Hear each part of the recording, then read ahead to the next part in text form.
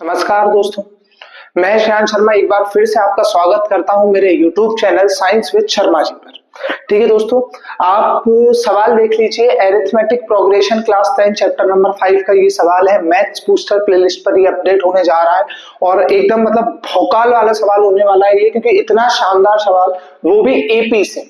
कौन से चैप्टर से? एपी से। मतलब पॉसिबिलिटी बहुत कम लगती है ऐसे सवालों की, है ना। और अच्छे कॉन्सेप्ट्स हैं इस सवाल में, न्यूमेरिक वैल्यूज कम है, लॉजिकल बेस्ड है थोड़ा सा। उसके अलावा मेरे को वर्ड प्रॉब्लम सॉल्व करने के लिए बहुत अच्छा सवाल लगा ये, इसलिए मैं ये सवाल आपके लिए लेकर आ गया हूं।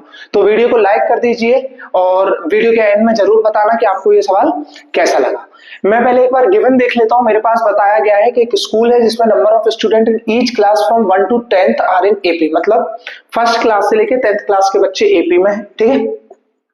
Total students from 1 to 5 is, अच्छा ये क्या लिखा हुआ है? Total student from 1 to 5, first से 5th क्लास तक के जो बच्चे हैं वो ट्वाइस हैं, दुगने हैं 6th से 10th क्लास के बच्चों तक में। ठीक है, कोई दिक्कत नहीं।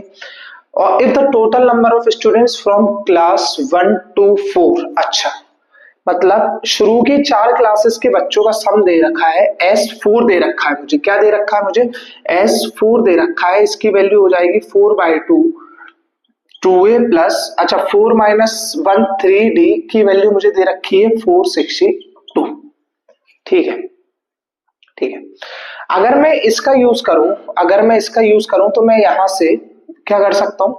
6th से 10th तक के बच्चों का अपॉन, इसको इधर ले आऊं तो फर्स्ट से 5th तक के बच्चों का एक रेशियो बना सकता हूं। ये 2 इधर आ जाएगा तो 2/1 हो जाएगा। ये चीज समझ रहे हो आप, है ना। अब फर्स्ट से 6th का मुझे न्यूमेरिक वैल्यू नहीं दिए तो मुझे सम वाले फॉर्मूले लगाने पड़ेंगे, एसएन के फॉर्मूले से मुझे निकालना पड़ेगा। लेकिन 6th से 10th तक के लिए मुझे डायरेक्टली कोई एसएन का फॉर्मूला नहीं पता, इसलिए मैं क्या करूंगा? टोटल 10 क्लासेस में जितने बच्चे हैं उतने बच्चों के लिए S10 का फॉर्मूला लगा दूंगा और उसके बाद मैं फर्स्ट से लेके 5th तक के बच्चे उसमें से माइनस कर दूंगा। मैं क्या कह रहा हूं कि मैं फर्स्ट से लेके 10th तक के बच्चे निकालूंगा टोटल, और उसमें से मैं माइनस कर दूंगा फर्स्ट से लेके 5th तक के बच्चे। तो मेरे पास 6th से 10th तक के बच्चे बचेंगे। ये कॉन्सेप्ट क्लियर है? अगर ये कॉन्सेप्ट क्लियर है तो सवाल हो गया। इसको मैं क्या लिख सकता हूं? मुझे पता है 6th से 10th, 6th से 10th को मैं लिख सकता हूं फर्स्ट से 10th। फर्स्ट से 10th मतलब n/2, क्योंकि टोटल 10 क्लास है, upon 2 2a plus 10 - 1 9d minus minus minus minus minus 1 से 5, 1 से 5 मतलब 5/2 2a प्लस 4d। अच्छा, होल अपॉन में क्या लगा हुआ है? होल अपॉन में लगा हुआ है 1 से 5 मतलब कि 5/2 2a प्लस 4d, और इनका रेशियो मुझे दे रखा है 1:2। यही है कॉन्सेप्ट। क्लियर हुआ? ठीक है। अब मैं डायरेक्ट यहाँ पे 6th से 10th क्यों नहीं रख सकता? क्योंकि मुझे वैल्यू ही नहीं पता। मुझे नहीं पता है कि उसका a क्या होगा, d तो चलो सेम है, लेकिन 6th क्लास में कितने बच्चे हैं उसके लिए मुझे वैल्यू नहीं पता। हाँ, लेकिन मैं ये मान सकता हूँ कि पहली क्लास में a बच्चे हैं और यहाँ पर कॉमन डिफरेंस हमारा d है, तो मैंने उसमें से माइनस करके रेशियो निकाल दिया। अच्छा ठीक है, इससे इसको और इससे इसको डिवाइड करूंगा तो 5/2 2a प्लस 4d से जब मैं इसको डिवाइड करूंगा तो 5 2 10, 2 टाइम्स ऑफ ये और ये आपस में डिवाइड नहीं होंगे तो एज इट इज लिख देना 2a plus 9d upon 2a plus 4d। समझ गए?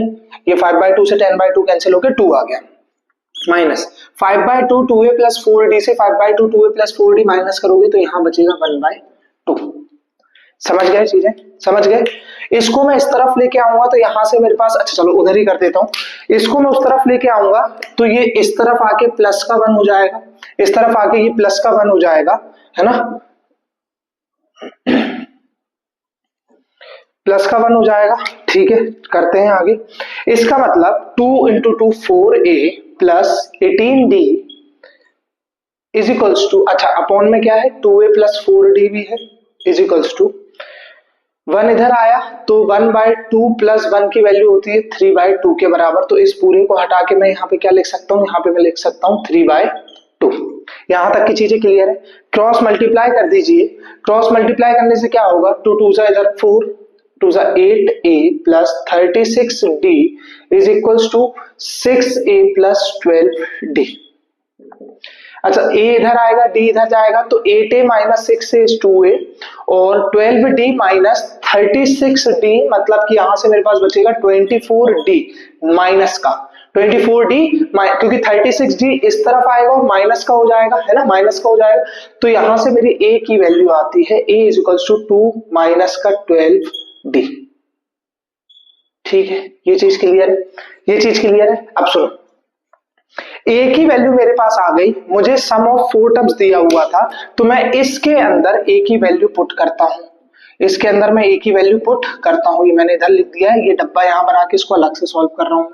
ठीक है, ठीक है, कोई दिक्कत नहीं होनी चाहिए। चलो ये ब्लैक मार्कर से कर देते, थोड़ा सा हाईलाइट। 4/2 मतलब 2 ब्रैकेट 2a, ए की वैल्यू है माइनस का 24d हो जाएगा, 12 into 2 24 d as it is. अच्छा, प्लस 3d, ठीक है, इक्वल्स टू ये है 462। ठीक है, ये माइनस का 24 प्लस का 3d क्या हो जाएगा, माइनस का 21d into 2 is equals to 462 है। 2 1 जा 2, 2 3 1, ठीक है, तो माइनस का 21d इज इक्वल्स टू 231 दे रखा है, तो d की वैल्यू यहां से आ जाएगी माइनस का 11। डी की वैल्यू कितनी आ गई यहां से, माइनस का 11। डी की वैल्यू माइनस की 11 आती है, तो ए की वैल्यू हमारे पास आ जाएगी माइनस का 12 इंटू डी की वैल्यू है माइनस का 11, दैट इज पॉजिटिव 132। तो ए की वैल्यू हमारे पास कितनी आ गई, 132। वैल्यूज क्लियर है आपको, चीजें क्लियर है आपको, है ना। ए की वैल्यू कितनी आ गई, 132 आ गई। अब मुझे क्या करना है, मुझे बताना है find the student in class sixth class में कितने स्टूडेंट है। बहुत इजी हो गया अब तो मेरे लिए, मेरे को सिर्फ a6 की वैल्यू निकाल के देनी है। तो इसका फॉर्मूला होता है a plus n minus 1 into D.